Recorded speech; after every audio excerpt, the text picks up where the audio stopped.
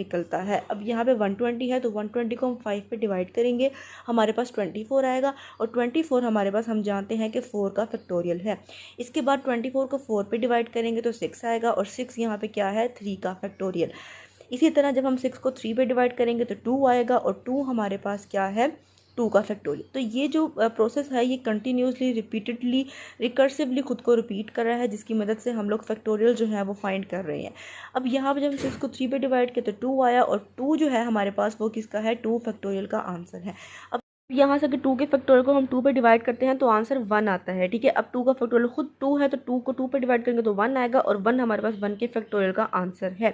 इसके बाद अगर हम 1 के फैक्टोरियल को 1 पे डिवाइड करेंगे तो दोबारा 1 आएगा। इसका मतलब कि 1 जो है वो हमारे पास 0 फैक्टोरियल का आंसर है, क्योंकि 1 जब आंसर आया है तो हमने कहा था कि जो आंसर आता है वो प्रीवियस टर्म का क्या होता है, फैक्टोरियल। तो यहाँ पे प्रीवियस टर्म 0 है, तो जब इनका आंसर